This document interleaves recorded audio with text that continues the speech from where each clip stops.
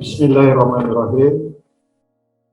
Saya ucapkan selamat datang kepada seluruh tamu undangan serta hadirin sekalian dalam kegiatan penyuluhan bahaya narkoba, dan mari selamatkan anak cucu kita. Yang saya hormati Ketum Lembaga Aliansi Indonesia atau diwakili oleh Pak Ketum, Kepala Biro Humas Protokol Protokol BNN yang diwakili Ibu tadi, Asisten Bidang Kesra Provinsi DKI atau diwakili Kepala Dinas Pendidikan Provinsi DKI yang diwakili dari Polda Metro Mitra saya ini Mas Babang. Terus yang saya hormati juga DPP KOR Badan Anti Narkoba ya, Bapak Sugono SE. Rupanya lupa pakai kacamata, Pak.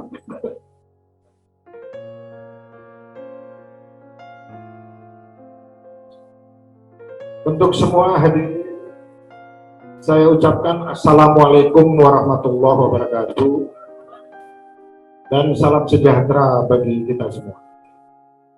Sebelumnya saya menyampaikan permintaan maaf dari Bapak Panglima kami karena begitu padatnya kegiatan.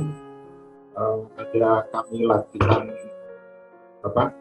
tempur di Batu Raja sehingga pasukan banyak terkonsentrasi di sana, termasuk saya mungkin setelah ini bergerak juga ke sana.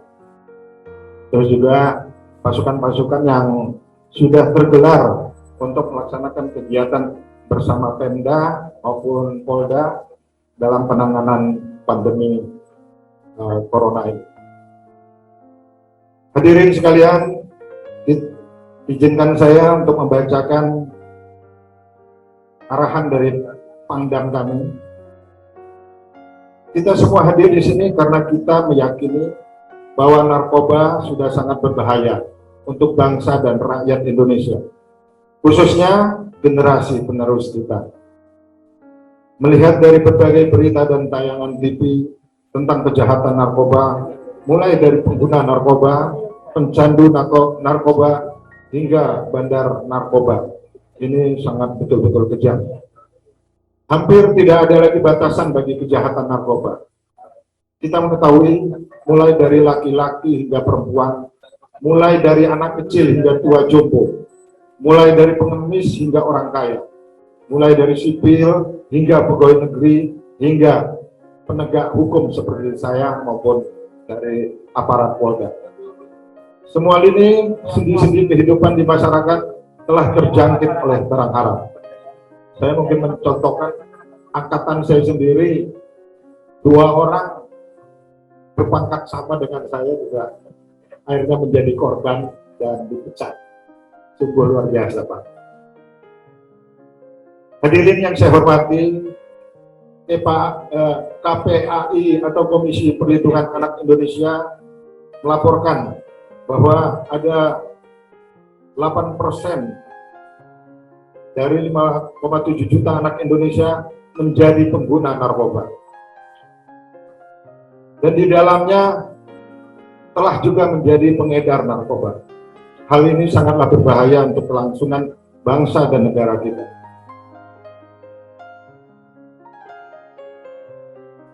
Hadirin yang saya cintai, coba bayangkan bagaimana dampak kedepannya terjadi pada anak-anak tersebut. Masih kecil sudah mengedar. Bayangkan apa yang terjadi ke depannya. Bila kita semua tidak cepat dan tuntas dalam menanggulangi penyebaran penggunaan narkoba ini. Ini lebih dahsyat dari pandemi yang melanda saat ini. Hadirin sekalian, kita pasti pernah melihat di TV ataupun membaca berita, ditemukan kandungan narkoba di dalam permen yang dijual untuk anak-anak. Tadi saya kira sudah disampaikan kawan-kawan kita dari BNN, sudah macam-macam alatnya untuk menyebarkan narkoba ini. Hal ini sungguh keji dan biadab. Hadirin sekalian, Mungkin ada sebagian dari kita yang mengira bahwa narkoba merupakan konsumsi untuk orang berduit. Hal tersebut ternyata salah. Laporan polisi dan juga data dari KPAI serta BPPN terbukti bahwa pengguna narkoba dan pengedar narkoba banyak dari kalangan menengah ke bawah, bahkan hingga orang miskin di luar sana. Hadirin yang saya hormati, ini sangatlah bahaya. Dampak dari kecanduan terhadap narkoba bukan hanya kepada diri sang pengguna narkoba itu saja, tetapi kepada keadaan sosial bermasyarakat. Kita ketahui bahwa ketika pecandu tersebut sakau atau ingin sekali menggunakan narkoba, maka akan timbul hasrat yang besar untuk mencari dan membeli. Ketika mereka tidak punya uang untuk membeli, mereka akan mencoba berhutang, menjual barang-barang haram ini, menjual barang-barang miliknya hanya untuk memenuhi kecanduan mereka. Hadirin sekalian, kita semua tahu bahwa ketika tidak ada lagi orang yang bisa memberikan mereka untuk membeli barang haram tersebut, ketika barang-barang yang mereka miliki sudah habis, mereka jual, mereka akan turun ke jalan dan melakukan kegiatan kriminal untuk mendapatkannya. Contohnya yaitu mencuri, merampok, dan juga yang ikut jadi pengedar narkoba itu sendiri. Ini sangat miris. Tapi yang paling miris adalah kalangan pelajar, khususnya siswi-siswi atau pelajar perempuan. Banyak laporan mereka menjual diri, mereka hanya untuk mendapatkan narkoba, baik dibayar pakai uang ataupun pakai narkoba. Negara dan pemerintah sudah memperkuat aturan tentang pelanggaran narkoba, baik itu kepada pengguna dan juga kepada pengedar. Akan tetapi, masalah utama dari negara dan masyarakat kita adalah kesadaran terhadap bahaya dari narkoba itu sendiri. Sering kita temui banyak orang yang terjerumus dalam masalah-masalah. Mereka mencari jalan pintas untuk menghilangkan kepusingannya. Ada yang dengan cara mabuk, dan bahkan ada yang mencoba narkoba. Mereka tidak sadar bahaya dari kedua barang haram ini. Selain itu, masalah dari negara kita adalah terlalu tingginya dan maraknya pergaulan bebas yang dimulai dengan terjadinya pergeseran dari budaya timur ke budaya barat. Kenapa saya sebut seperti itu? Ambillah contoh masalah anak kita yang sekarang. Dulu kalau mereka pergi sekolah dan pulangnya tidak tepat waktu, kita pasti sangat khawatir sebagai orang tua. Dan anak-anak pun sangat takut apabila itu tidak segera kembali. Tapi sekarang ya luar biasa, anak-anak kita dengan santainya dia selesai sekolah, dia tidak kembali ke rumah tapi bergaul dengan orang-orang yang menjebak dia untuk ikut menikmati narkoba ini. Sekarang kita melihat pudar, siswa-siswa mulai terbiasa dengan pulang sekolah, kemudian berkeliaran dan tidak langsung pulang ke rumah. Dan orang tua mulai terlihat tenang-tenang saja ketika anaknya telat pulang, dan bahkan ada yang masih merasa tenang ketika anaknya baru balik ke rumah setelah malam hari. Artinya sudah terjadi pergeseran budaya kita.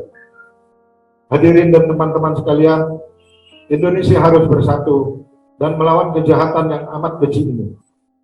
Narkoba harus kita hilangkan dari bumi Indonesia. Tidak boleh lagi ada penyebaran narkoba di bumi pertiwi ini. Pemerintah dan masyarakat harus bekerja sama untuk menghilangkan narkoba dari Indonesia. Aparat kepolisian haruslah aktif dan bergerak cepat dan cerdas dalam menolong kita untuk menangkap para gembong narkoba di Indonesia. Hadirin sekalian, beberapa solusi yang saya bisa tawarkan adalah yang pertama, aturan tentang klub-klub malam dan sejenisnya harus diperketat lagi. Bahkan aturan miras pun harus diperketat. Saya percaya larangan terhadap miras akan berdampak positif terhadap turunnya penggunaan narkoba di Indonesia. Kedua, mari terapkan peraturan-peraturan yang mengatur tentang aktivitas malam, aktivitas anak-anak dan remaja Indonesia di malam hari. Kunci dari masa depan bangsa kita ada di tangan anak muda Indonesia. Ketiga, membangun kembali budaya-budaya luhur kita yang baik dalam membangun karakteristik bangsa, terutama anak-anak remaja kita untuk menjadi kader-kader bangsa yang positif dan terbaik, bebas narkoba. Hadirin sekalian, hanya 10 menit yang disampaikan, semoga ini bermanfaat dan bisa kita jadikan jalan untuk mencegah peredaran narkoba ini dengan baik. Tentunya masih banyak dari rekan-rekan lagi langkah-langkah yang bisa diambil untuk dijadikan alat membantu kepolisian menyelesaikan masalah itu. Sekian penyampaian saya tentang bahaya narkoba dan penyebarannya di masyarakat dan kalangan pelajar Indonesia. Saya akhiri, wabillahi taufiq wal hidayah. Wassalamualaikum warahmatullahi wabarakatuh. Assalamualaikum warahmatullahi wabarakatuh. Salam sejahtera untuk kita semua. Salam Om Swastiastu. Nama budaya salam kebajikan. Yang saya hormati Ketua Umum Lembaga Aliansi Indonesia berikut jajaran. Kemudian yang saya hormati Bapak Kolonel Ais, Komandan Jaya. Yang saya hormati dari Kepala BNN yang mewakili. Kemudian yang saya hormati Bapak Gubernur DKI yang mewakili, dan seluruh hadirin yang hadir di sini, terutama yang saya cintai dan saya banggakan para peserta webinar ini dalam meeting Zoom, para guru SMA dan SMK seluruh DKI Jakarta. Informasi dari saya dengar kurang lebih ada 300 peserta ya. Luar biasa, saya bangga, saya senang, sehingga apa yang bisa kita sampaikan bisa tersosialisasi dengan baik. Baik, saya perkenalkan diri saya adalah Kompol Bambang Wahyudi, saya dari Direktorat Reserse Polda Metro Jaya. Dalam hal ini saya mewakili Bapak Kapolda dan Pak Direktur Reserse Polda Metro Jaya. Langsung saja para Bapak Ibu sekalian menghadiri pada materinya. Dalam webinar ini temanya penyuluhan bahaya narkoba bagi generasi muda. Dalam paparan Polda Metro Jaya, kita mengenal untuk mencegah bahaya penyalahgunaan narkotika. Lanjut. Kondisi saat ini, bahaya narkoba sudah sangat serius di Indonesia, yaitu darurat narkoba. Mungkin Bapak Ibu sekalian ini juga sudah mendengar atau melihat, membaca berita-berita di televisi maupun di media sosial ya. Di kurun waktu tahun 2021 saja, untuk jajaran narkoba, Satgas Narkoba Polri itu sudah berhasil mengungkap kasus yang pertama itu 1,2 ton yang sudah dimusnahkan. Ya. Kemudian belum lama, belum 1 bulan ini kita juga memusnahkan lagi 2,5 ton. Kemarin hari Senin kita press release, mungkin Bapak Ibu juga tahu, itu ungkap kasus dari Polda Metro Jaya bersama Polres Jakarta Pusat 1,129 ton Jadi 1 ton 129 kilogram. Bayangkan, memang para pelaku ini, para pelaku khususnya jaringan-jaringan internasional, jaringan Timur Tengah, Iran, ya, Malaysia, kalau kita lihat dari sisi perbuatan mereka ini, sebenarnya mereka tuh seperti berbisnis, makanya disebut bisnis haram, karena dia nggak peduli korbannya manusia, ya terserah, yang penting dia untung. Bagus sekalian, ketahui bahwa peredaran narkotika yang ada di Jakarta ini, kalau kita lihat untuk satu gram itu di umum dijual itu oleh pengedar-pengedar itu seharga 1,5 juta sampai dengan 1,800.000 satu gram. Kalau 1 kilo berapa uangnya, Pak? 1,5 sampai 1,8 M nilai uangnya. Emas kalah, Pak. Nah, itu yang menggiurkan bagi para pelaku produsen narkotika dari Timur Tengah. Nah, pasokan yang sangat memungkinkan pasar yang besar itu termasuk Indonesia di dunia ini. Asumsinya bahwa 1 gram sabu itu dapat merusak jiwa atau manusia 5. 1 gram berarti 5. Kalau 1 kilo sudah berapa orang yang menjadi korban jiwa akibat mengkonsumsi narkoba.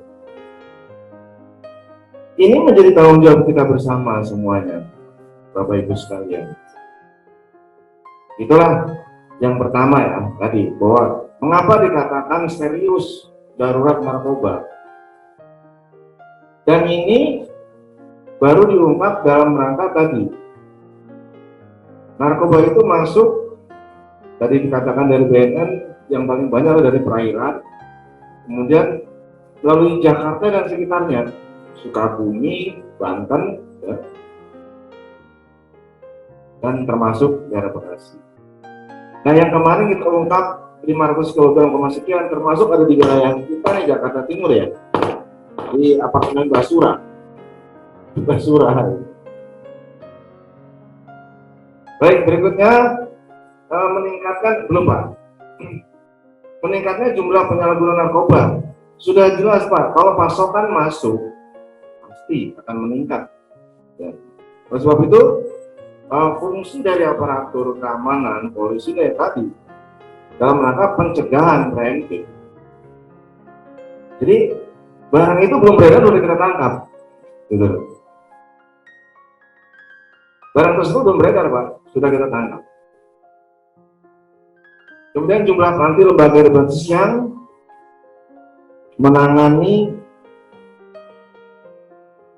masih sedikit penyalahgunaan narkoba, jadi lembaga rehabilitasi di Indonesia, lembaga rehabilitasi untuk penyalahgunaan narkoba masih sedikit, jadi masih menghidup ke BNN yang cukup memadai dan dalam rangka penuntasannya pun bagus.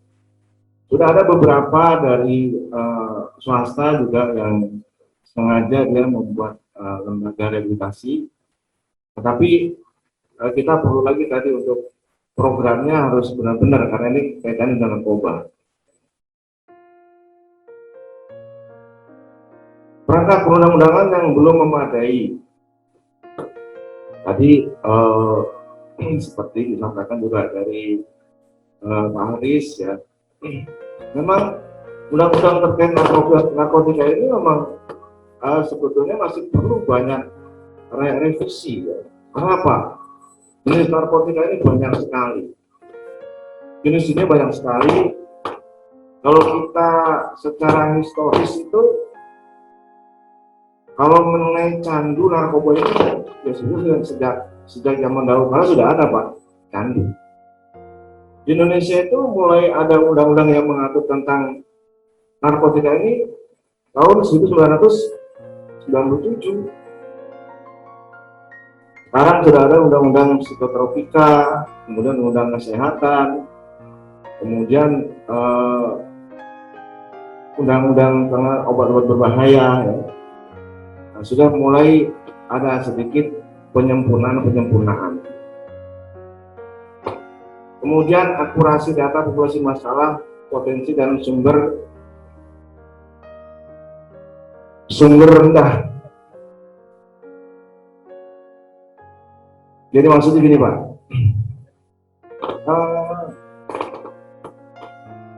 populasi masalah ini berkembangnya sangat ini, akurasinya sangat cepat gitu ya. Sedangkan potensi sumbernya rendah sekali gitu. Apa kesadaran masyarakat ya terkait dengan bahaya narkotika ini masih rendah sekali. Yang kalau kita sadari sendiri dalam rangka penanganan narkotika ini sebetulnya dimulai dari diri kita sendiri. Dimulai dari diri kita sendiri. Setelah kita sudah mampu mengatasi diri kita sendiri, maka kita tularkan, kita sosialisasikan kepada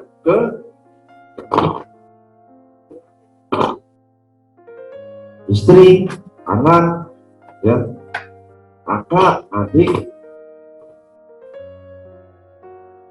Setelah di lingkungan keluarga, kemudian sosial, di lingkungan RT, RW, dan seterusnya sampai dengan lingkungan wilayah Indonesia. Nah, ini yang sangat penting itu sebetulnya Pak. Nah, kalau saya mendengar ada teman, wah anak gua kena narkoba, adik saya kena narkoba, ya, artinya harus dari diri kita sendiri dan internal warga. Bagaimana kita bisa memberikan tadi pemahaman, bagaimana kita bisa memberikan pengawasan kepada anak-anak dan keluarga kita, serta lingkungan. Selanjutnya,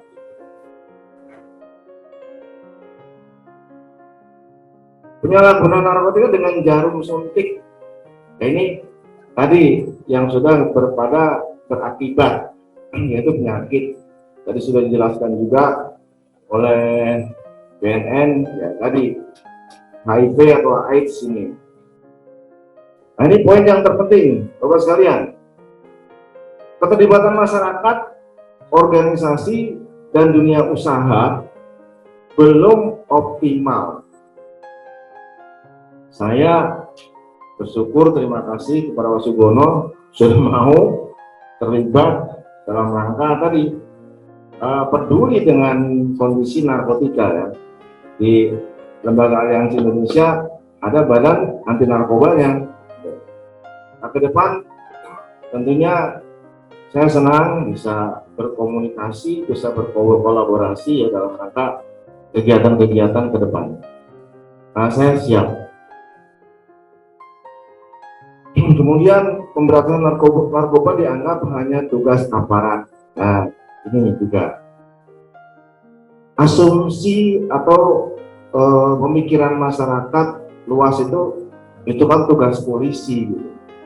Oh, tugasnya BNN saja. Tidak Pak, tapi tugas bagi semua masyarakat Indonesia, siapa saja. Tadi dikatakan dari Pak Aris juga bahwa korbannya aja nggak miskin, nggak kaya, nggak anak-anak, nggak orang tua, semua korbannya Pak narkoba Pak. Artinya ini menjadi tanggung jawab kita semua, bukan hanya menjadi tanggung jawab aparat saja. Jadi harus bersinergi dan komprehensif, nggak bisa angkat-angkat ayam, nggak bisa. Walaupun katakanlah Polri gitu mampu, BNN mampu mengungkap terus ya, tapi kalau tidak didukung dengan tadi oleh elemen-elemen yang lain juga nggak akan tuntas masalah narkoba ini. Wong yang menjadi korban juga bisa polisi sendiri. Kalau Bapak Ibu dengar ada Kapolsek di Bandung sama anggotanya makan narkoba, tangkap sama polisi juga gitu. Nah, jadi narkoba ini luar biasa, Pak. Luar biasa. Pokoknya dia nggak kenal miskin, kaya, nggak kenal anak-anak. Yang penting dia bisa beredar, dia dikonsumsi, si produsennya dapat duit untung.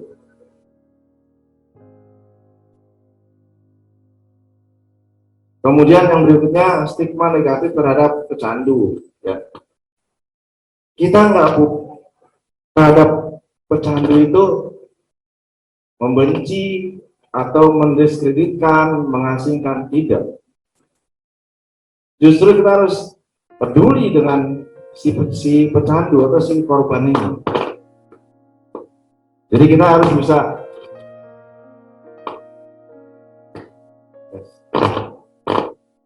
ya. Jadi ini adalah justru bentuk kepedulian kita kepada si pecandu itu. Gak bisa dia kita marahi, gak bisa kita diapa lagi kalau orang tua ke anak, oh dia kita pukuli gitu, oh nggak bisa. Jadi harus diberikan nasihat, ada psikiaternya, secara psikologis, fisik, kesehatan, harus betul-betul. Lanjut. Nah ini, mengapa narkoba sangat berbahaya? Di situ ada pintu kematian. Narkoba ini mempunyai 3 sifat yang khas ya. Yang pertama itu habitual. Habitual itu kebiasaan, akrab, familiar dengan narkoba. Jadi ingin selalu bertemu dan tadi mencari. Kalau yang sudah terindikasi tadi narkoba. Nah, kemudian menjadi suges ya, jadi suges ingin selalu pakai. Nah, dampaknya apa? Tadi sakau, kemudian sakit, ya. Kalau sakau itu bisa bunuh diri, kemudian endingnya mati, Pak. Mati. Yang kedua, adiktif. Adiktif itu ketergantungan, zat yang di dalam psikotropika, narkotika, dan obat-obat berbahaya lainnya itu mengandung zat adiktif. Termasuk sebetulnya di rokok Pak ada zat adiktif ini. Ketergantungan kita, nyandu. Dengan rokok nggak enak. Cuma kadar rokok ini sangat tadi rendah, tidak mempengaruhi susunan saraf, otak saraf tidak. Nah kalau sudah tadi, kalau namanya sudah ketergantungan, itu tidak dapat berpisah. Pokoknya pakai, dia jadi pemadat. Kalau tidak mengkonsumsi, lagi badan, karena sakau itu, namanya sakau tadi. Kalau nggak dikonsumsi, nggak diberikan, menggigil, rusak. Dia terus meminta. Makanya dalam rehabilitasi juga korban penyalahgunaan narkoba itu tidak di stop total, tidak Pak. Dikasih, tapi dosisnya semakin dikurangi sampai dengan ketergantungannya dia nggak bisa. Nah kemudian toleransi ya, karena tubuhnya menuntut terus naik terus, dosisnya semakin tinggi, nggak bisa overdosis, akibatnya juga mati Pak. Bapak Ibu guru sekalian, nah, apa yang berbahaya lagi? Yang pertama itu merusak jiwa. Jadi sifat dan sikap mental moralnya itu menjadi beda dengan yang lainnya, tidak semestinya gitu. Menjadi malas, jadi bodoh, bahkan tadi mengakibatkan kemiskinan ya. Kemudian pintu kematian bagi pemakai narkoba. Tadi karena overdosis sehingga dia menjadi sakit yang luar biasa, tidak sadar, ya. Sakau, kemudian penyakitnya yang kita lihat tadi hepatitis B, dengan HIV, sifilis, karena narkotika itu bisa digunakan untuk seks, karena untuk pesta seks. Nah, akibatnya penyakit kelamin tadi. Paru-paru, otak, hati, termasuk ginjal kita. Nah, kemudian karena tadi dikatakan juga kalau yang sudah nyandu itu sampai dia menjual barang-barangnya sendiri, mencuri barang-barang orang tua, keluarga, bahkan barang orang lain. Kalau yang wanita tadi bisa menjual diri, ya. Ini akibatnya dia cenderung pada pidana, hingga dia bisa tadinya pemakai menjadi pengedar, dia bisa jadi bandar juga dia. Akhirnya dia akan terkena sanksi hukuman tadi, ya. Bisa dalam proses itu tadi termasuk tadi tertembak dalam pengejaran polisi. Lanjut.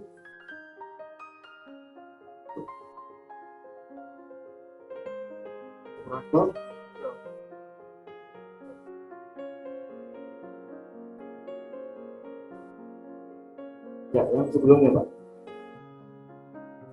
Nah, ini data kasus narkotika 3 tahun terakhir di jajaran Polda Metro Jaya. Ya. Kalau kita melihat grafiknya, tren total itu dan tren kemarin, jadi kasus yang terjadi dan penyelesaiannya, Pak. Kalau kita tahu 18 ini sampai dengan 2020 grafiknya masih dinamis, ya, naik turun, ya. Kemudian tren totalnya tapi turun kejadiannya dari 585.856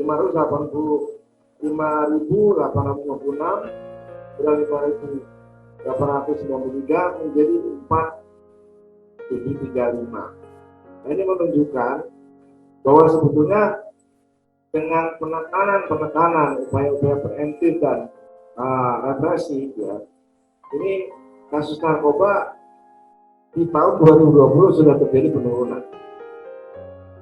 Nah, ini tabel yang di sebelahnya terkait dengan barang bukti, ya. Barang bukti dari mulai ganja itu di tahun 2020 di situ kita lihat grafiknya juga masih stabil, ya. Kemudian justru heroin ini meningkat, kemudian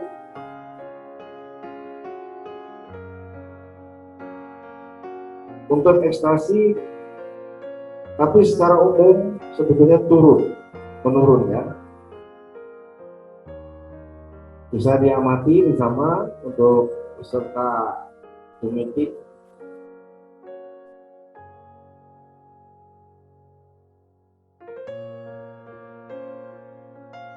Ya, lanjut.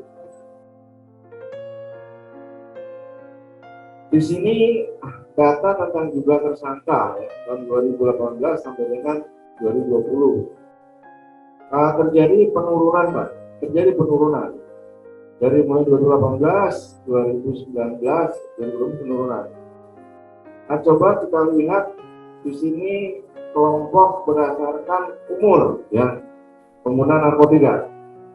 Untuk umur 10 sampai 18, ya, sebetulnya dari angka masih cukup sedikit, ya. Tapi datanya adalah data di Polda Metro Jaya, Pak, ya. Hanya data Polda Metro Jaya.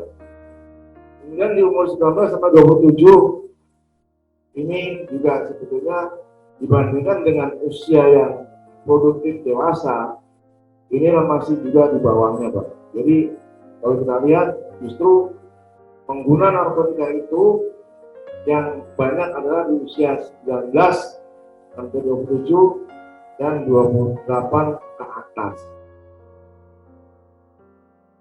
Jadi Bapak Ibu guru sekalian, tentunya tadi seperti saya katakan, karena Bapak Ibu guru ini dalam keseharian bersama anak-anak ya. Jadi kalau ada anak-anaknya yang kelihatan sudah mulai ada pelayanan-pelayanan, tadi juga sudah diterangkan dari BNN, ciri-ciri anak yang kena narkotika itu seperti apa sih? Ini bisa dikonsultasikan kepada guru BP, kepada orang tua, termasuk bisa mengundang dari kami, dari kepolisian atau dari BNN untuk mencari tadi win-win solution atau penanganan daripada anak tersebut. Lanjut. Ya. Apa itu narkotika? Istilah narkotika adalah singkatan dari narkotika, psikotropika, dan bahan adiktif berbahaya lainnya. Narkotika adalah zat atau obat yang berasal dari tanaman atau bukan tanaman, baik sintetis maupun semi sintetis, yang dapat menyebabkan penurunan atau perubahan kesadaran, hilang rasa, mengurangi sampai menghilangkan rasa nyeri, dan dapat menimbulkan ketergantungan. Bapak Ibu sekalian, pada dasarnya narkotika, psikotropika, dan obat bahan berbahaya ini, khususnya yang narkotika, ini hanya diperuntukkan untuk ilmu pengetahuan dan penelitian, serta untuk kedokteran, jadi untuk obat. Makanya dibilang kalau yang menggunakan ini adalah menyalahgunakan. Penggunaannya itu adalah ilmu pengetahuan, penelitian, dan pengobatan, tapi tadi dipakai tidak dengan aturan. Jadi dia menyalahgunakan. Kemudian psikotropika. Jadi kalau narkotika ini artinya nih, murni dari tanaman ya, dari tanaman dan bukan tanaman. Sedangkan psikotropika zat atau obat baik alamiah maupun sintetis, bukan narkotika, yang berhasil psikotropika melalui pengaruh selektif pada susunan saraf pusat yang menyebabkan perubahan khas pada aktivitas mental dan perilaku. Nah, kalau narkotika itu bahkan kalau kita pernah melihat ya, kalau orangnya habis operasi, kemudian harus operasi, dia dibius dulu ya, kemudian untuk mengurangi rasa sakit dikasih morfin supaya untuk menghilangkan rasa sakit gitu Pak. Jadi dipakai untuk pengobatan sebetulnya. Nah, di sini yang terakhir adalah prekursor. Prekursor adalah zat atau bahan pemula atau bahan kimia yang dapat digunakan dalam pembuatan narkotika. Jadi bahan dasarnya. Lanjut. Ini jenis-jenis narkotika, jadi banyak sekali. Ya, lanjut.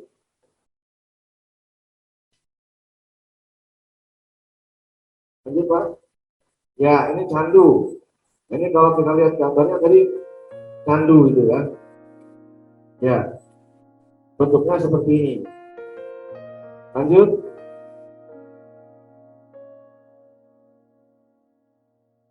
Itu metadon ya.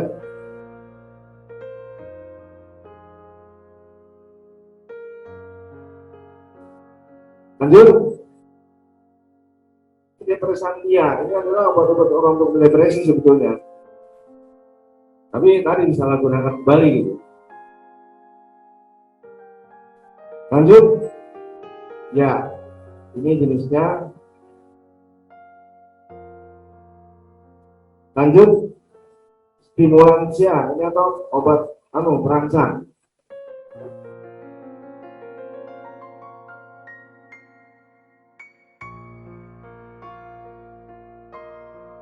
Lanjut.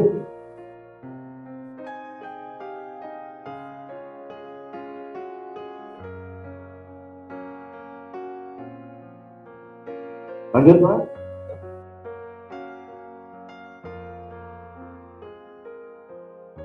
halusinogen tadi ada ya, LSD.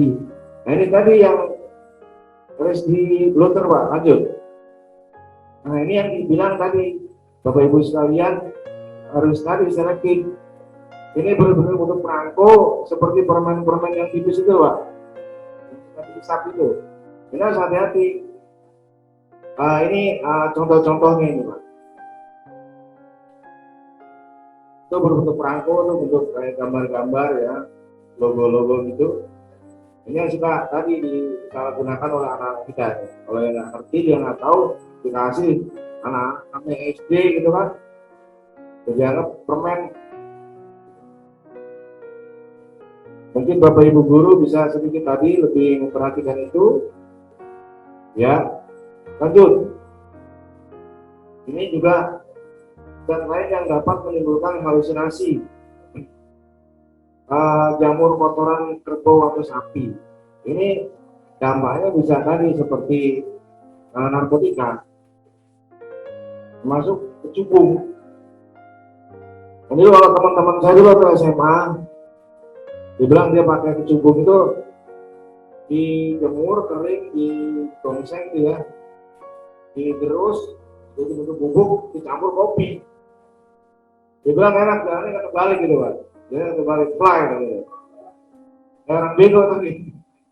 Orang bego.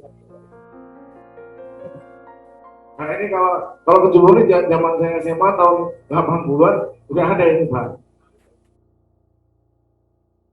Lanjut.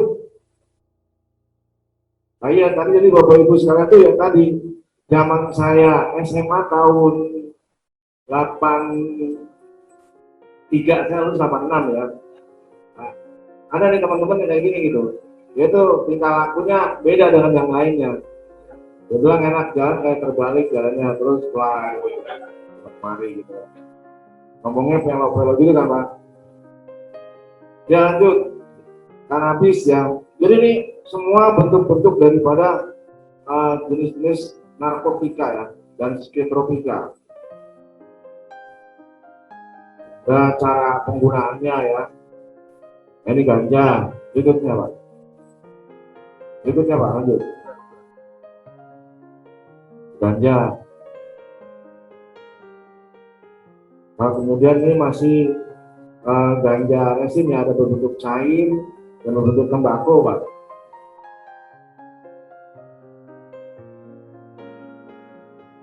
Ya, ekstasi. Ekstasi orang sering menyebut Inex atau Adam, Clarity atau I, Fantasi, CC dan ini istilahnya Pak semuanya Pak. Ya, istilahnya.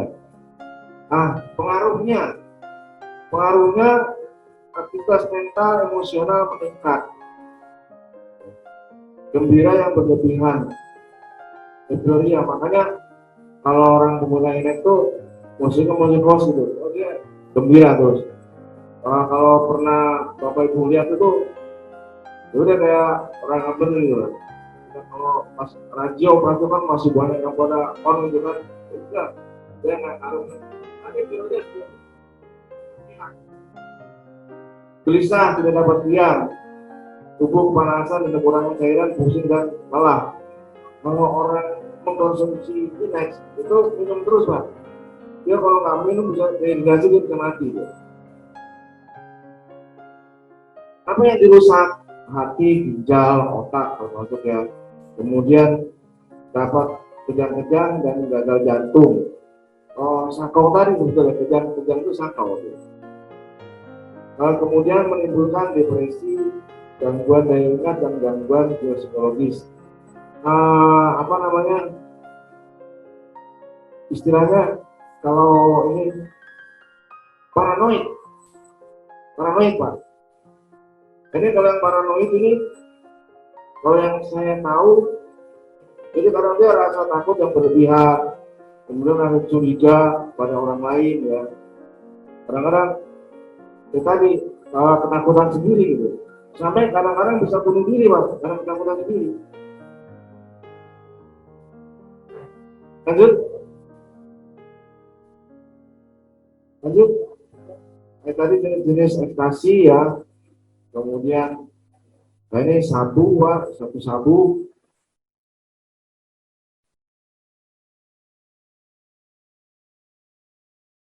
Kalau sabu-sabu selera makan hilang, pernapasan menjadi cepat. Alasan mereka yang menggunakan sabu katanya bikin semangat. Gitu. Makanya di kalangan artis pun rata-rata kalau ketangkap pakai sabu. Terakhir banyak artis yang ditangkap oleh kita itu. Ya tadi karena mereka bekerja yang tidak dengan batas waktu untuk suplemen tubuh, dia pikir suplemen amin ini kalau untuk menambah tadi semangat gitu. Alasan mereka seperti itu, tetapi sebetulnya dampaknya tidak baik. Lama-lama dia akan dosisnya semakin meningkat dan ketergantungan tadi itu sifat-sifat baik psikotrika maupun narkotika. Lanjut.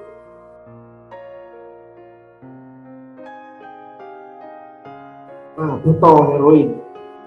Nah, ini yang kira-kira 5-10 tahun ke belakang yang lalu, Pak, banyak anak-anak remaja di sekitar kita baru mati, Pak. Karena butol ini heroin tadi, dia jahat sekali, dia cepat sekali merusak jaringan organ tubuh kita. Jadi kalau Bapak tahu kenapa dia OD mati, itu karena butol. Bersyukur peredaran butol tuh bisa kita tekan dan sekarang memang agak berkurang ya, sudah sedikit sekali. Yang banyak itu sabu masuk kita.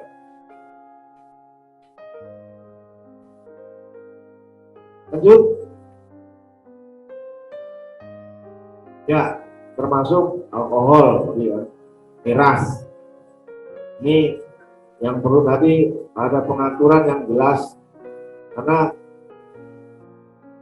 sulit sekali kalau orang-orang yang sudah senang minum, kecanduan minum, sedang narkotika itu, ya pokoknya bagaimana caranya gitu, ngumpet-ngumpet bagaimana caranya dia dapat barang itu.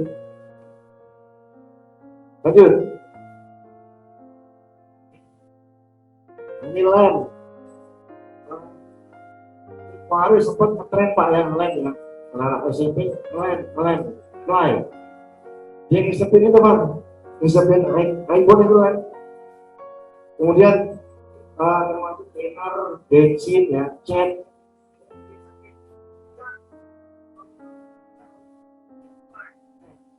Gitu. Ini harus diawasi juga di rumah. Ntar kalau ada iPhone anaknya ngisepin jangan kasih tuh Pak. Ibu Pak Guru sekolahan kalau anak-anaknya kayak gini bawa yang baunya seperti bensin ya, spiritus ya, termasuk thinner. Ini adalah bentuk-bentuk tadi obat-obat kimia yang bisa menimbulkan perubahan susunan ini saraf otak. Lanjut. Faktor penyebab terjadinya penyalahgunaan narkotika.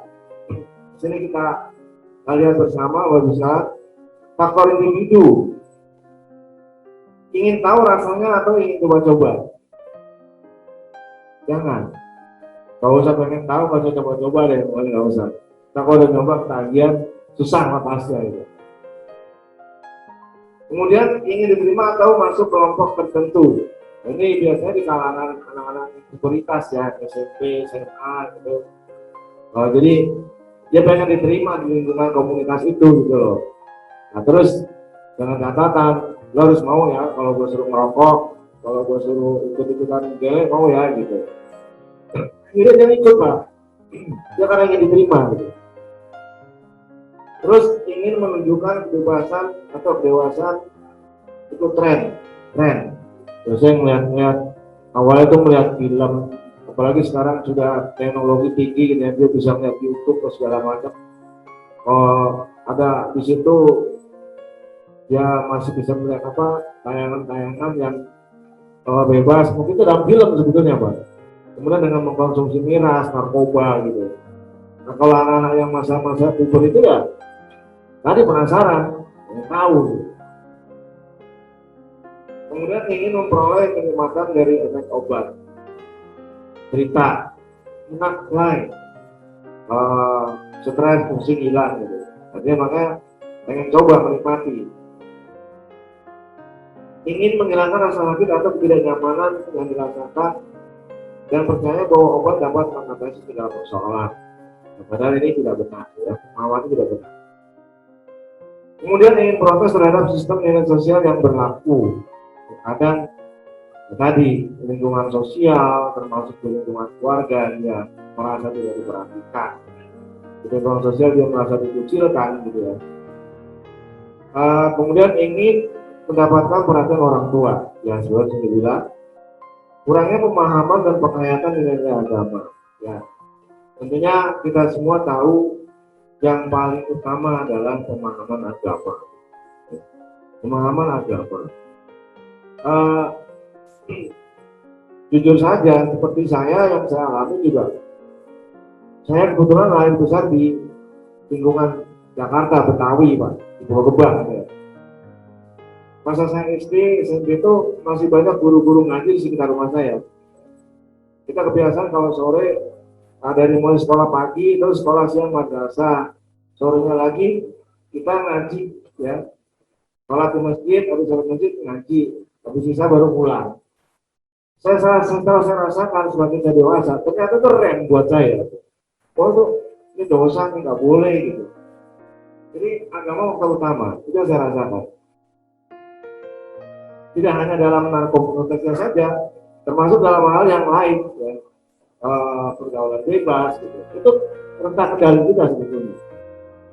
Nah di zaman sekarang udah nggak ada, Pak, guru-guru ngaji yang dulu nggak ada, susah kalau guru ngaji. Bagaimana upaya kita orang tua?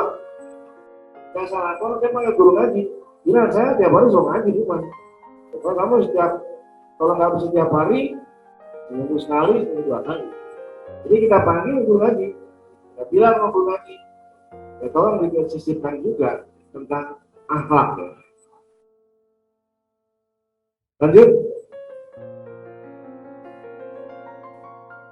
Ini faktor lingkungan sosial, termasuk di sini adalah hubungan orang tua dengan anak kurang terbuka, kemudian ketidakharmonisan daripada keluarga suami istri, kemudian ada anggota keluarga yang hidup pengguna, termasuk kurang pengawasan orang tua, lingkungan itu besar, Pak. Di Jakarta ada beberapa lingkungan narkoba. Jadi sekampung edar jual, kalau Bapak Ibu dengar, yang terakhir yang kita lakukan operasi itu di Kampung Ambon, Jakarta Barat. Pernah nonton nggak? Kita operasi itu harus operasi dalam skala besar. Alhamdulillah di sana kita buat juga Kampung Tangguh Jaya. Jadi mereka nggak berani. Kita buat Kampung Tangguh Jaya di sana. Jadi tiap hari itu ada anggota Brimob 20 personil bersenjata, patroli di sana. Yang awalnya sulit sekali diberantas dari sana itu, karena jaringan tadi semuanya satu komplek itu sudah, ya ada yang jadi bandar, ada yang jadi pengedar. Jadi kalau di sana tuh orang datang pakai di situ, Pak, terus pulang aman gitu. Alhamdulillah kemarin berkat tekad dari semua yang didukung juga oleh dari Kodam Jaya, juga kita semua bisa mengatasi Kampung Ambon. Sekarang peredaran di sana sudah nggak ada, tinggal kuat-kuatan ya polisinya sama di sana.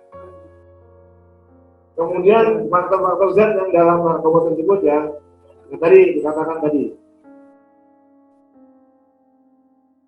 yang dikatakan habitual itu lanjut, Pak.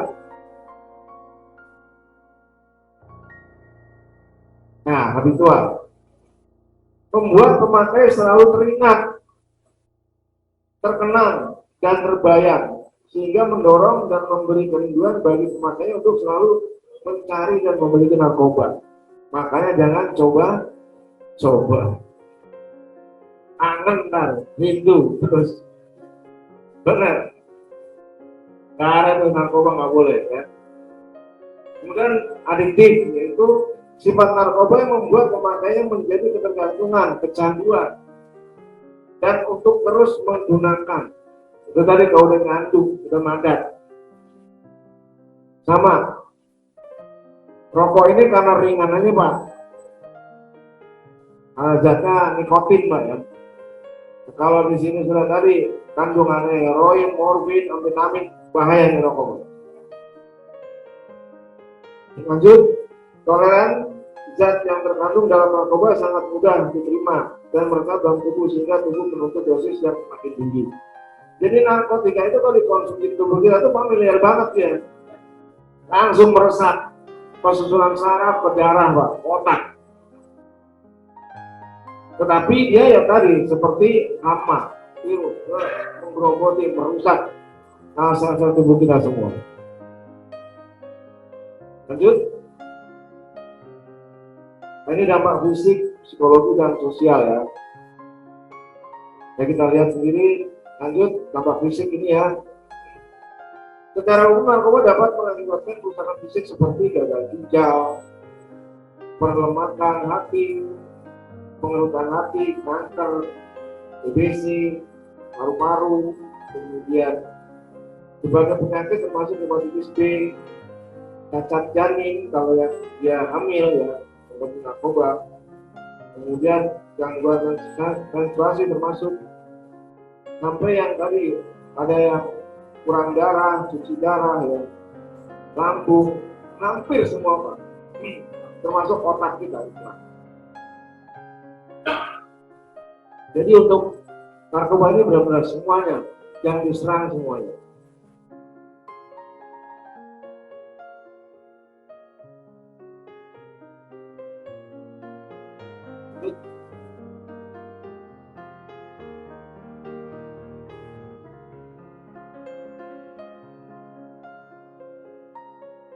Ini dampak psikologis. Secara umum pengguna narkotika mengalami gangguan psikologis seperti emosi tidak terkendali, curiga berlebihan sampai pada tingkat paham, tidak berjalan pikiran dengan kenyataan. Jadi tidak secara pikiran dan kenyataan, dia tadi berhalusinasi terus kemana-mana. Lalu berbohong, terus merasa tidak aman. Ini tuh merasa terancam, tidak aman. Dia takut polisi, takut ketahuan, takut segala macam. Kemudian ya karena ini tidak mampu mengambil keputusan. Kemudian tidak memiliki tanggung jawab,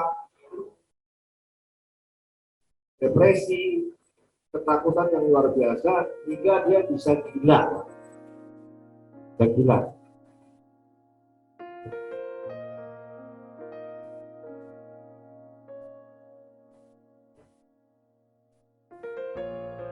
Lanjut ya, mungkin karena ini bahannya banyak ya, waktunya sudah menjelang pukul 12 karena kita pukul 12 ini selesai, jadi ada sisa waktu masih sekitar 10 menit.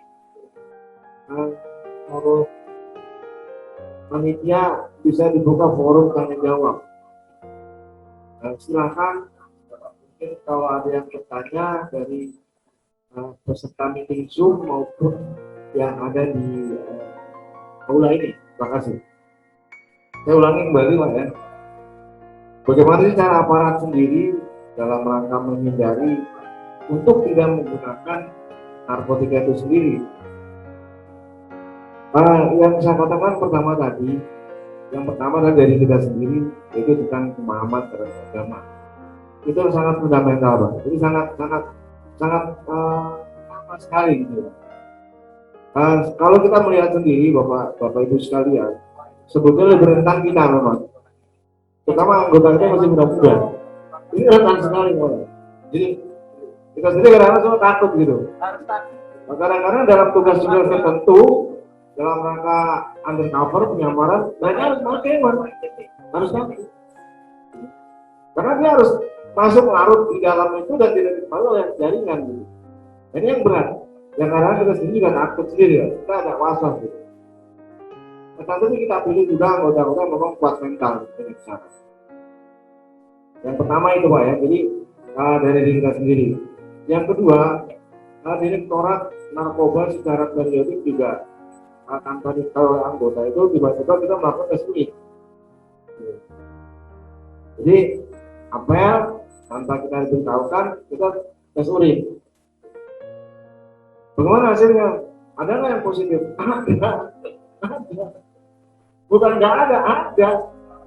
Karena tadi anak muda kan Pak, berita itu yang baru-baru polisi baru 2 tahun, paling banyak itu 10 tahun. Dia masih dalam tadi juga, kalau orang yang bilang itu masih masa publikasi itu loh, kalau senang-senang ya gaya. Tetapi ketika diketahui itu, memang kita harus lakukan pembinaan. Kita cek benar, kita periksa dia, artinya kita berikan hukuman disiplin. Kita berikan hukuman disiplin. Nah, sehingga dalam pengawasan dan pemantauan kita juga dalam kesehariannya. Tetapi mereka kita pantaunya kenapa? Bagaimana dalam pelaksanaan kesehariannya? Apakah dia semakin hari semakin bagus tugasnya atau semakin buruk? Ini kan ketahuan Pak. Semakin ketahuan. Kalau semakin hari dia kerja semakin buruk, itu udah nggak benar. Artinya harus perlu penanganan khusus pada orang tersebut supaya tidak terlalu jauh. Hanya itu saja mungkin Pak ya. Itu saja. Yang pertama diri kita, kemudian pemahaman agama, kemudian juga kita secara periodik, kemudian tanpa diketahui oleh anggota itu kita juga melakukan tes urin ya. Kemudian yang arahan-arahan yang dari kepimpinan juga termasuk senior-senior yang memimpin tugas operasional itu panik itu mereka harus benar-benar pengawasan kepada kita. Dan jujur orang lebih rentan sebenarnya polisi yang terkait narkoba, kalau masalah narkoba sendiri ya, itu lebih rentan. Terima kasih Pak. Tadi Pak Bang, jadi memang tugas kepolisian kita harus apresiasi itu tinggi ya Pak. Salah-salah seperti yang dimention ini yang harus kita sama khususnya untuk masyarakat Indonesia, khususnya aliansi Indonesia harus di depan di mana mencegah, mengingatkan saudara-saudara kita. Sehingga tadi Pak Kawan yang bilang belum lagi mengatakan untuk ini yang kita sama-sama kita masyarakat ayo kita sadari lingkungan kita jaga, jangan sampai ada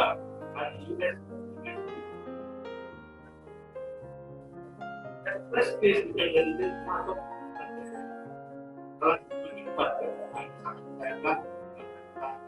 waspada selalu waspada. Terima kasih Pak Gunter, hanya pertama. Yang berikutnya, yang kedua barangkali dari rekan-rekan atau yang peserta Zoom.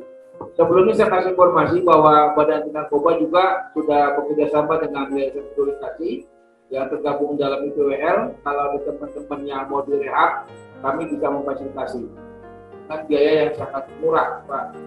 Mungkin kalau ada teman-teman tersangkut atau memakai, ya, kerjasama untuk direhab di tempat kami.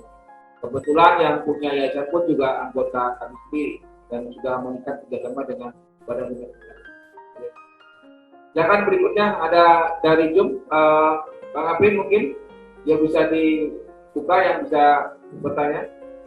Baik. Dua lagi. Saya tadi baca dari pengikut virtual. Nanti ini saya sampaikan kepada narasumber. Jadi begini, bagaimana kita mengetahui anak ini yang memberi anak-anak remaja pada masa pubertas ini kan mengenali jati diri mereka. Masa pubertas ini sangat rentan sekali. Bagaimana kita mengetahui ini bahwa mereka sudah ada di zona itu dan apa peranan sebagai orang tua untuk mengatasi ini? Ini sangat riskan sekali. Masa pertumbuhan di SMP mau ke SMA ini saya lihat atau dari SD mau ke SMP ini sangat rentan sekali.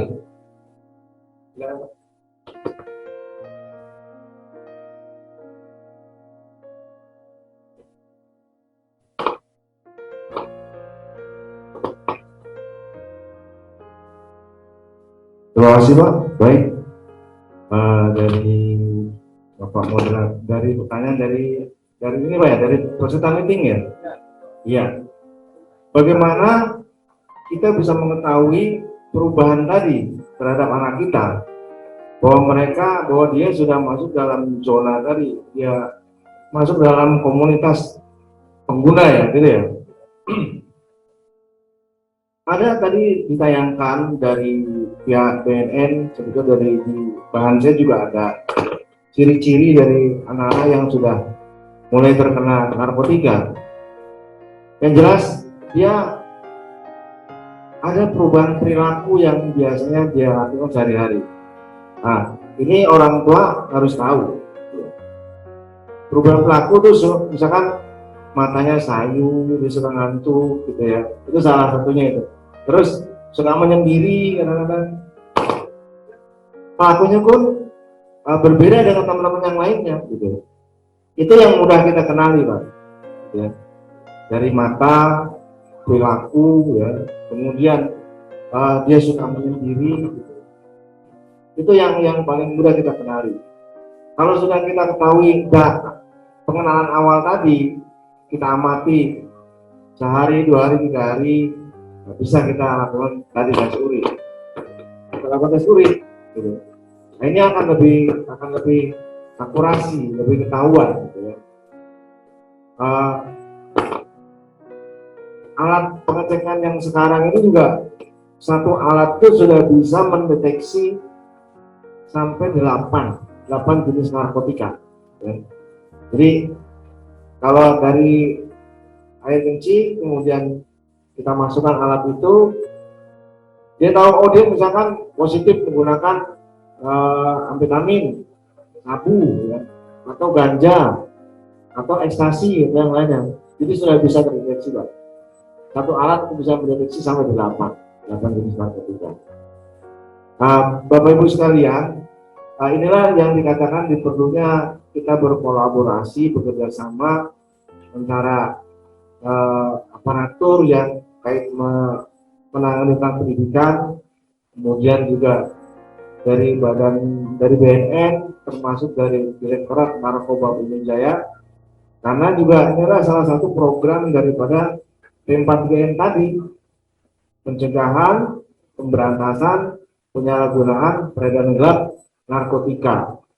Nah, P4GN ini kita lakukan sampai tadi tidak hanya di lingkungan pendidikan saja, dari tingkat SD, SMP, SMA, kemudian kita juga melakukan di remaja, Karang Taruna, di tempat kerja, di pemukiman, ya. Bahkan di tempat umum, Pak, kita melakukan sosialisasi. Nah, tentunya dari BNN juga demikian. Jadi kalau dari teman-teman dari tenaga pendidik, guru-guru ya, kalau sudah melihat tanda-tanda tadi yang ada kelainan, pasti Bapak Ibu sekalian akan perubahan perilaku kepada siswanya. Kalau diamati sudah mulai dia menunjukkan ke arah sana, kami juga kan ada Babin Kamtipas, gitu ya.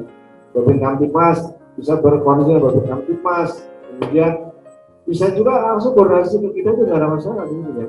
Ke BNN, dari Direktorat Narkoba, minta bantuan untuk tadi penanggulangan. Jadi itu salah satu program dari P4GN. Pemberantasan, penanggulangan, pencegahan, pemberantasan, penanggulangan peredaran gelap narkotika.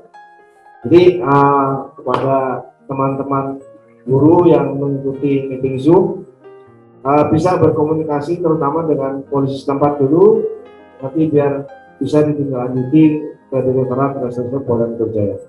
Terima kasih.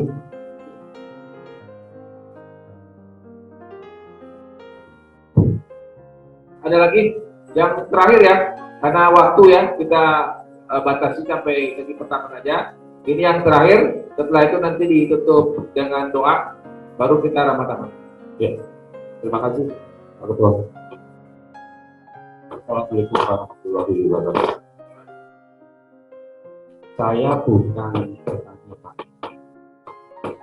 Ini sudah direncanakan Pak Ketua Umum Desa Kerja.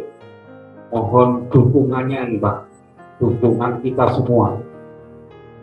Wacana gagasan Pak Ketua Umum ini luar biasa. Yang pertama, Pak, kurikulum narkoba ini Pak Ketua Umum akan diusulkan untuk menjadi kurikulum, Pak, untuk di pendidikan. Soalnya kenapa?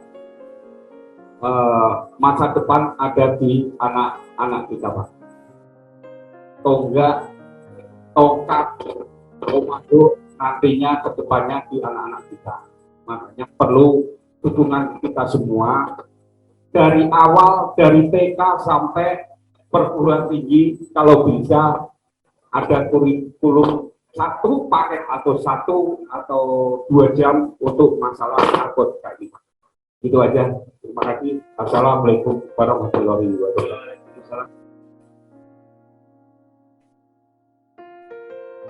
Cukup ya. Saya rasa karena waktu juga sudah menunjukkan jam 12.05 menit. Sekali lagi saya pertama-tama mengucapkan terima kasih wabil khusus pada Ketua Umum Lembaga Indonesia Pak Haji Gini Lubis. Yang kedua kepada Pak Sekjen, Pak Gunter beserta seluruh jajaran Kornas yang ada di Lembaga Indonesia, beserta rekan-rekan yang ada di Lembaga Indonesia, termasuk rekan-rekan saya dari Badan Anti Narkoba.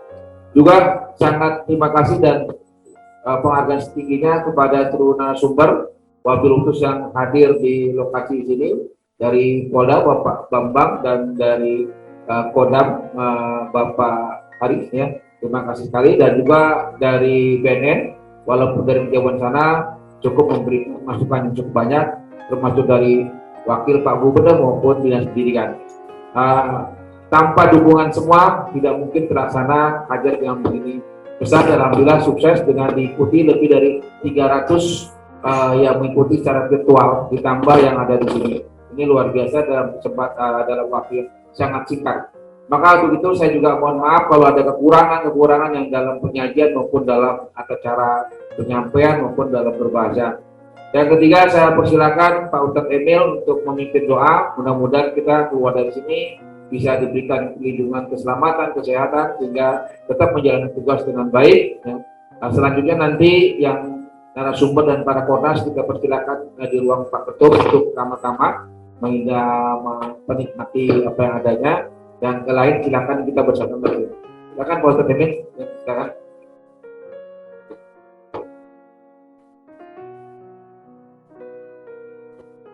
Assalamualaikum warahmatullahi wabarakatuh. Untuk mengambil hikmah dan berkat dari Allah Subhanahu wa taala, sama-sama kita berdoa agar cara ini Allah ridai dan Allah berkahi. Amin. A'udzu billahi minasyaitonir rajim. Bismillahirrahmanirrahim. Alhamdulillahi rabbil alamin. Wassalatu wassalamu ala asrofil anbiya'i wal mursalin wa ala alihi wa ashabihi wa zurriyyatihi ajma'in. Ya Allah, ya Tuhan kami, puji syukur kami panjatkan kehadiran-Mu atas segala karunia yang Kau berikan kepada kami, sehingga pada hari ini kami dapat berkumpul di tempat ini dalam rangka webinar narkoba. Kiranya Engkau berkahi dan ridai. Ya Allah, ya Rahman, ya Tuhan kami yang Maha Pengasih dan Maha Penyayang. Hanya kepadamu kami memohon, penuhilah hati kami dengan cahaya kebenaran-Mu. Sucikanlah jiwa raga kami dalam belayan kasih sayang-Mu, agar kami dapat melangkah dalam kebenaran. Ya Allah, ya Hafiz, ya Tuhan yang Maha Pelindung, tidak ada daya dan kekuatan kecuali atas izin-Mu. Lindungi kami, keluarga kami dari segala kekuatan yang dapat memalingkan kami daripada kemuliaan-Mu. Jagalah kami, keluarga kami, anak-anak kami sebagai generasi pelanjut dari segala godaan dunia yang memalingkan dari pengaruh-pengaruh kehidupan materialisme, narkoba, obat-obatan terlarang dan lainnya. Menghancurkan bangunan finansial mental kualitas bangsa ini. Ya Allah, ya Tuhan kami, kepadamu lah kami memohon dan petunjuknya. Ya Allah, ya Tuhan kami, hari ini negeri kami telah diwabah oleh penyakit luar biasa. Angkat penyakit di negeri ini, ya Allah. Angkat wabah penyakit di negeri ini, ya Allah. Kami tahu, ya Rahman, ya Rahim, cenderung dosa kepadamu, ya Allah. Sehingga kita menitipkan wabah ini kepada kami. Ya Allah, ya Rahman, lindungilah, kuatkanlah pemimpin kami untuk menghadapi wabah ini. Rabbana آتنا في الدنيا حسنة وفي الآخرة حسنة وقنا عذاب النار سبحان ربك رب العزة عما يصفون والسلام على المرسلين والحمد لله رب العالمين. السلام عليكم ورحمة الله وبركاته.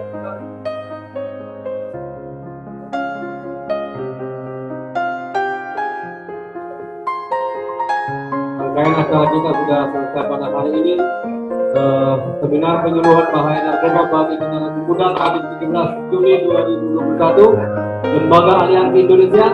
Untuk para narasumber dan pasien wakil ketua umum silakan dilantikan. Bagi kita semua panitia dari Badan Anti Narkoba Aliansi Indonesia silakan berkumpul di tempat ini. Kita akan membicarakan beberapa hal terkait penting.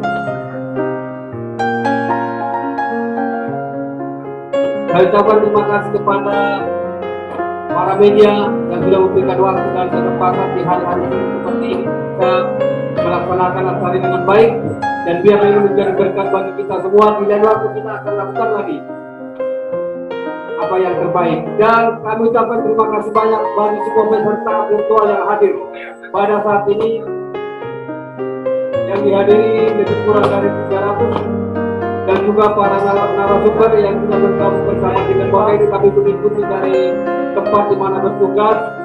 Kami ucapkan terima kasih banyak. Sampai bertemu di lain waktu di acara berikutnya. Kita akan tetap semangat melaksanakan penyuluhan tentang narkoba kepada seluruh instansi pemerintah dan juga masyarakat yang ada untuk menyelamatkan aset negara adalah orang-orang muda kita pada saat ini.